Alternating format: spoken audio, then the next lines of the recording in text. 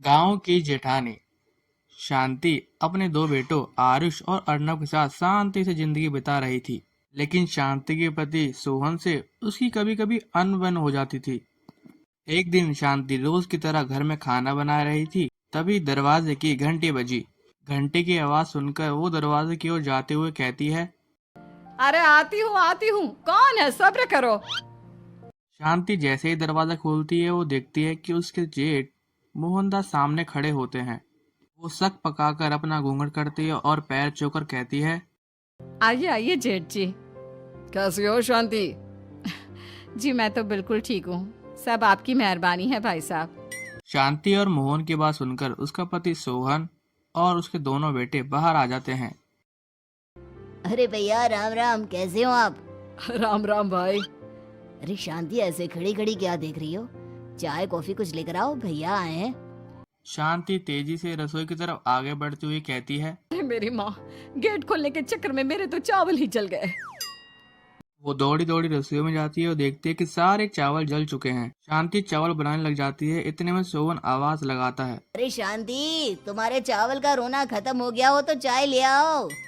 जी लाती हूँ अभी। शांति जल्दी जल्दी चाय बनाती है और मोहनदास को देती है।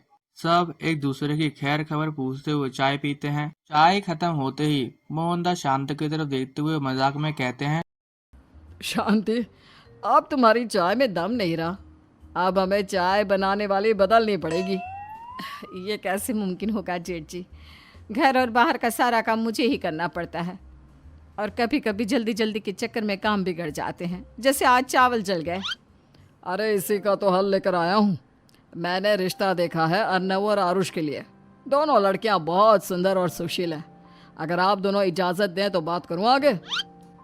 सोहन और शांति रिश्ते की बात सुनकर कहते हैं, अब ठीक है, बात चलाइए ना भैया, पर पहले लड़की के बारे में कुछ बताइए तो सही। हाँ हाँ भाई साहब, लड़की कैसी है, परिवार कैसा है, कहाँ के रहने वाले हैं? देखो परिवार तो बहुत अच्छा है, पर वे दोनों लोग बहुत गरीब हैं। दहेज में कुछ मिलेगा नहीं। अरे हमें दहेज में कुछ चाहिए भी नहीं, बस लड़की संस्कारी होनी चाहिए। एक लड़की तो पढ़ी लिखी है और शहर की रहने वाली है, पर दूसरी अपनी गरीबी की वजह से पढ़ न सकी और गांव में रहती है। लेकिन दोनों है बहुत खूबसूरत। अगर तुम सबको देखते ही पसंद ना आ जाए तो मेरा नाम बदल देना। हाँ, पर तो हम आके मूंद कर भरोसा कर सकते हैं भैया। आप आगे बात चलाइए, हम शादी करने को तैयार हैं। कुछ ही दिन में अर्नव और आरुष की शादी हो जाती है। आरुष की शादी अनपढ़ लड़की मंजली से हो जाती है जो कि बहुत भोली है, और अर्नव की शादी पढ़ी लिखी लड़की तनुजा से हो जाती है जो कि घमंडी और चालू होती है।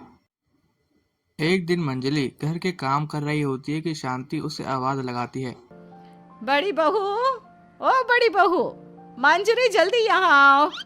बेटा मेरे पैर दबा दे, बहुत दर्द हो रहा है। जी माँ जी, बस बर्तन धोकर आती हूँ। अरे बैठ यहाँ, मेरे पैर में बहुत तेज दर्द हो रहा है। बर्तन छोटी बहू धो लेगी। मंजली शांति के पैर दबाने लगती है तो शांति तनुजा को आवाज लगाती है, छोटी बहू, ओ छोटी बहू। तनुजा थोड़ी देर से आराम से चलकर आती है। जी माँ जी, आपने बुलाया मुझे? आपको कोई काम था क्या? तू कुछ काम कर रही है या? शांति की बात काटते हुए तनुजा बोलती है, कुछ नहीं माँ, फोन पर अपने घर पर बात कर रही थी। अरे बाद में बात करियो अपने घर वालों से, पहले जाके बर्तन धो ले। तनुजा मुंह बनाकर अपनी जेठानी की ओर देखती है और मनी मन कहती है, ये महारानी वहाँ बैठी है, ये नहीं कि बर्तन धो ले। मैंने इतनी पढ़ाई बर्तन धोने के लिए की थी क्या? शांति डाकिया से चिट्ठी लेकर मंजली से कहती है, बड़ी बहू, जरा छोटी बहू को बुलाना, एक चिट्ठी आई है। मेरी तो आंखें कमजोर है तो मुझसे पढ़ा नहीं जाएगा। मंजली तनुजा के पास जाकर कहती है, तनुजा, तुम्हें माँ जी बुला रही हैं। मुझ पर हुक्म मत चलाओ, काम बताओ काम। अरे मैंने तुम पर कहाँ हुक्म चलाया, और हुक्म चला भी दूंगी तो क्या हुआ? तुम तो मेरी छोटी बहन की तरह हो ना। तुम जैसी अनपढ़, जाहिल और गांव की गवार मेरी बहन नहीं हो सकती। कोई चिट्ठी आई है, माँ जी तुमसे पढ़वाना चाहती है, बस इसलिए बुला रही हैं। मुंह टेढ़ा करके तनुजा मंजली का मजाक बनाकर कहती है, अनपढ़ कहीं की। तनुजा को अपनी पढ़ाई का घमंड इतना हो गया कि वो घर के कोई काम नहीं करती। और अपने जेठानी का मजाक बनाती रहती थी। तनुजा का ये बर्ताव अब उसकी सास को भी नजर आने लगा था। एक दिन शांति ने अपनी बड़ी बहू से कहा, मंजरी, तनुजा हर समय तुम्हारा मजाक उड़ाती है, तुम्हें गुस्सा नहीं आता क्या? आता तो है माँ जी, लेकिन मैं क्या करूं? जब भी उसे कुछ बोलती हूँ वो और भी जली कटी बातें मुझे सुनाकर चली जाती है। मैं उसे अपनी छोटी बहन की तरह प्यार करती हूँ, लेकिन उसके दिल में मेरे लिए कोई इज्जत नहीं। बहू, तूने वो कहावत सुनी है, जुल्म करने वाले से ज्यादा जुल्म सहने वाला अपराधी होता है। मंजली अपनी सास का इशारा समझ जाती है। वो अपनी देवरानी को सबक सिखाने की ठान लेती है। और एक दिन शांति अपनी दोनों बहुओं के साथ बैठी थी तो उसने अपनी बड़ी बहू से पूछा, अरे बहू, शाम होने को है, कुछ सोचा है क्या बनेगा खाने में? माँ जी, मेरे तो सर में बहुत दर्द है आज। मेरी प्यारी देवरानी ही कुछ अंग्रेजी खाना बनाकर खिलाएगी। सुना है पढ़े लिखे लोग अंग्रेजी खाना बहुत अच्छा बनाते हैं, क्यों तनुजा? इतना कहकर मंजली अपनी सास की ओर देखकर मुस्कुराती है। तनुजा अपनी तारीफ सुनकर बहुत खुश हो गई। इतने में शांति कहती है, ये तो सच बात है छोटी बहू, ये तो मैंने भी सुना है। हम भी पक गए हैं बड़ी बहू के हाथ का खाना खा खा कर। तनुजा, तुम्हारी माँ भी तो तुम्हारे खाने की बहुत तारीफ करती हैं। आज हमें भी खिला दो कुछ अच्छा सा बनाकर। शांति की बात सुनकर तनुजा और आसमान पर चढ़ गई। पर उसे ये कहाँ पता था कि उसकी सास और जेठानी उसको सबक सिखाना चाहती हैं। तनुजा अपनी तारीफ सुनकर खुश तो बहुत होती है, पर सोचने लगती है, मुझे तो कैसा भी खाना बनाना नहीं आता। अब मैं क्या करूंगी? अगर मैंने इनको सच बता दिया तो मेरी सारी इज्जत मिट्टी में मिल जाएगी। अरे छोटी बहू, क्या सोच रही हो? खिलाओगी ना अपने हाथ का अंग्रेजी खाना? तनुजा हाँ में सर हिला देती है। अचानक से उसके दिमाग में एक आइडिया आता है। मैं इंटरनेट से देखकर कुछ बना लेती हूँ, मेरी वाहवाही पूरे घर में हो जाएगी। मुझे कौन सा रोज रोज बनाना है। माँ जी, आज आप सबको ऐसा खाना खिलाऊंगी, ऐसा खाना खिलाऊंगी कि इतने में शांति छोटी बहू की टांग खींचते हुए कहती है, कि पता नहीं कैसा खाना खिलाओगी। ए ऊपर वाले, हमारी रक्षा करना। इतना बोलकर शांति और मंजली दोनों जोर से हंसने लगते हैं। अब तनुजा रसोई में चली जाती है और खाने की तैयारी करने लगती है। जैसे तैसे सारी चीजें निकालती है और इंटरनेट से देखकर खाना बनाती है। अरे सुनते हो, आज का खाना हमारी छोटी बहू बना रही है।